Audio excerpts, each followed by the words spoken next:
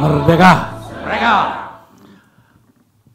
Hari ini kami ingin membacakan pernyataan sikap politik konsolidasi Barisan Nasional yang terdiri dari kawan-kawan yang mewakili 27 organisasi dan para tokoh kaum nasionalis BK. Untuk selanjutnya saya minta dari kanan kiri, saudara silakan. Pernyataan sikap politik konsolidasi Barisan Nasional terdiri dari perwakilan 27 organisasi dan para tokoh kaum nasionalis BK. Sebagai bangsa dan negara, pada tanggal 17 Agustus 2024, Indonesia telah memasuki usia yang ke-79. Dengan usia yang diharapkan cukup matang ini, sebagai negara, Indonesia seharusnya sudah semakin memantapkan lembaga eksekutif, legislatif, dan yudikatif sebagai lembaga negara yang semakin berdiri kokoh dalam menopang pilar-pilar konstitusi negara Indonesia sebagai negara hukum, bukan negara kekuasaan, bukan pula negara otoritarian, tetapi negara demokrasi yang berdasarkan pada Pancasila sebagai pandangan hidup bangsa. Juga bukan pula negara dengan sistem monarki, di mana kekuasaan seorang raja dapat mewariskan kepada putra mahkota berdasarkan pilihan dan kehendaknya. Indonesia adalah sebuah negara di mana kedaulatan tertinggi berada di tangan rakyat. Penyelenggaraan negara wajib dijalankan dalam koridor Undang-Undang Dasar 1945 dan Pancasila. Dalam perkembangannya, Jokowi sebagai presiden, sebagai kepala pemerintah yang juga kepala negara, semakin menunjukkan watak, karakter, dan wajah aslinya yang lebih pantas dinobatkan sebagai perusak peradaban kehidupan berbangsa, bernegara, dan berkonstitusi, perusak demokrasi, pemimpin tanpa moral dan nilai kenegarawanan, pro korupsi, kolusi, dan nepotisme, musuh cita-cita reformasi 1998. Bahkan ia lebih tampil sebagai pemimpin yang haus akan kekuasaan, yang menghalalkan segala cara untuk membangun dinasti sebagaimana seorang raja dalam kerajaan yang dibangunnya secara perlahan, bertahap, tetapi pasti.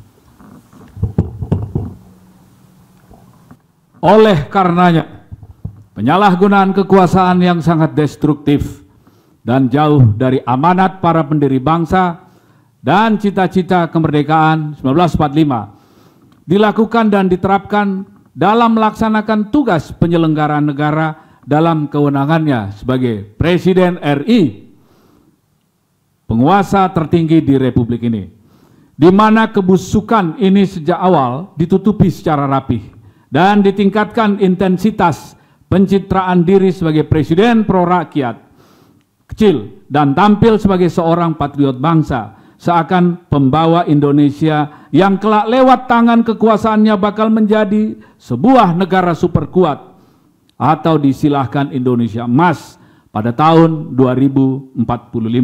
Secara demonstratif, Jokowi pun melakukan politik belusukan dengan pakaian dan tampilan yang sangat sederhana, membohongi dan membodohi mayoritas rakyat bawah dengan menghadirkan pembangunan infrastruktur luar biasa lewat proyek hutang super besar yang dalam catatan selama Jokowi berkuasa membuat hutang negara naik sekitar 6.000 triliun rupiah atau bertambah sekitar 230% selama Indonesia berdiri.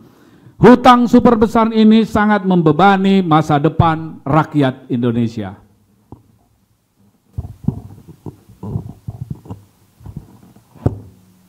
Memang selama ini bagi mayoritas masyarakat seakan Indonesia dalam keadaan baik-baik saja sebagai hasil dari gula-gula politik istana yang atas nama diri Jokowi sebagai presiden menyuap rakyat melalui bantuan sosial ala Joko Widodo, terutama lapisan masyarakat bawah dan juga menengah bawah yang jauh dari kemampuan membaca apa yang sebenarnya terjadi terhadap masa depan Republik Indonesia yang seharusnya merdeka sepenuhnya.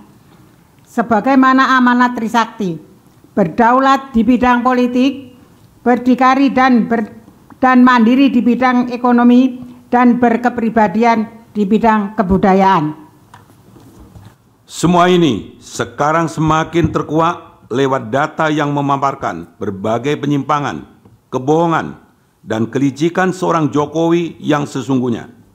Presiden perusak peradaban berbangsa dan bernegara yang telah jauh menyimpang dan melenceng dari amanat para pendiri bangsa dan cita-cita Indonesia merdeka 1945. Berikut adalah catatan yang sepenuhnya dapat dipertanggungjawabkan oleh pakar di Barisan Nasionalis, Dr. Faisal Basri dan Dr. Antoni Budiawan, dan disepakati oleh seluruh anggota Barisan Nasionalis yang bertanggung jawab membuat pernyataan sikap politik ini. Berikut adalah rentetan inkonsistensi, pembohongan, dan pelanggaran sejumlah peraturan perundang-undangan yang dilakukan oleh Jokowi.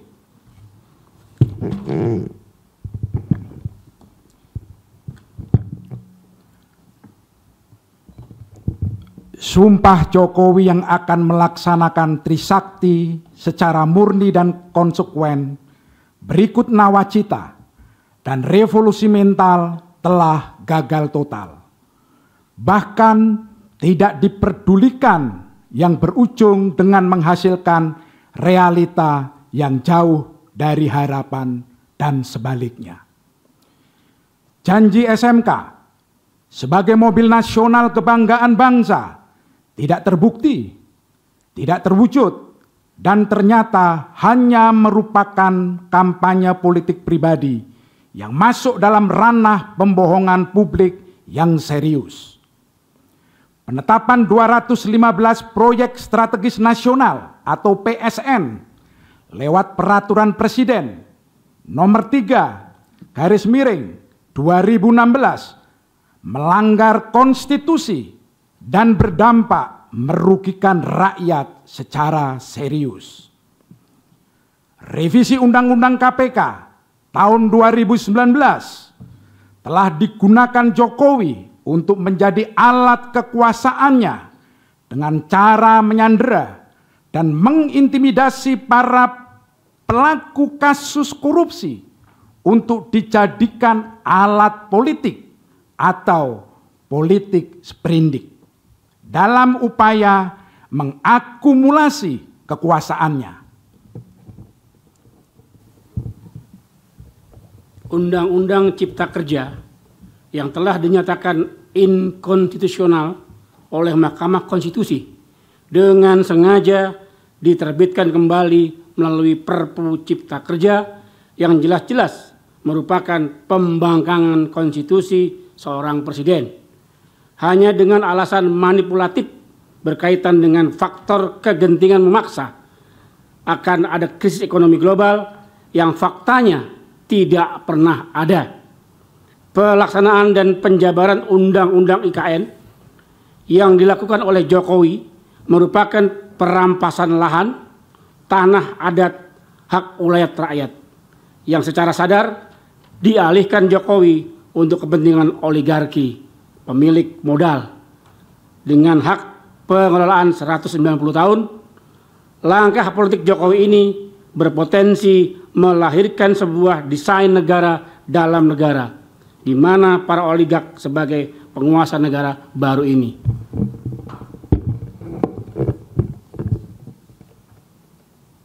Cawe-cawe presiden dalam pelaksanaan pemilu Pilpres mencatat sejumlah pelanggaran hukum yang dilakukan oleh Jokowi, antara lain pembiaran kasus pelanggaran etika dan moral Anwar Usman, Ketua Mahkamah Konstitusi saat itu, penyimpangan APBN untuk bansos secara terstruktur, sistematis, dan masif.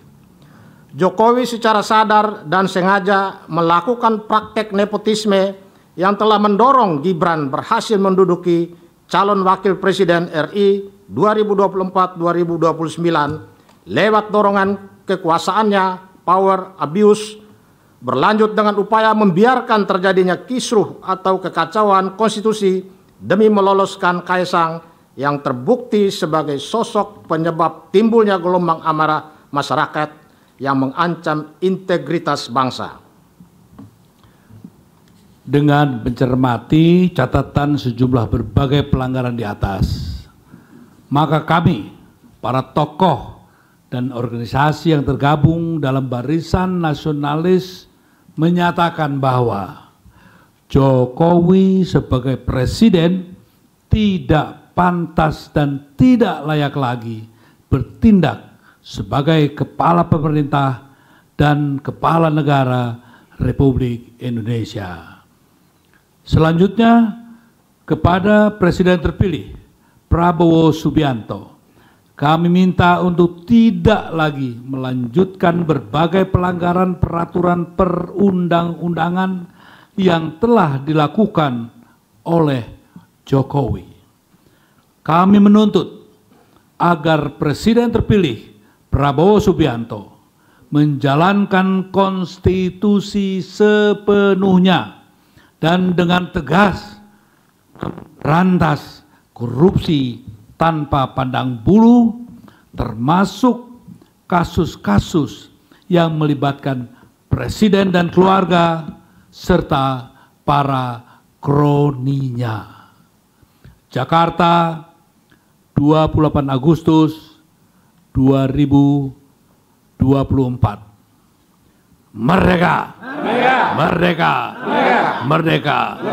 Selanjutnya kepada seluruh warga rakyat Indonesia kami cintai, sebarkanlah apa yang telah kami nyatakan sebagai sikap dan ketegasan kami dari Barisan Nasionalis Indonesia. Terima kasih.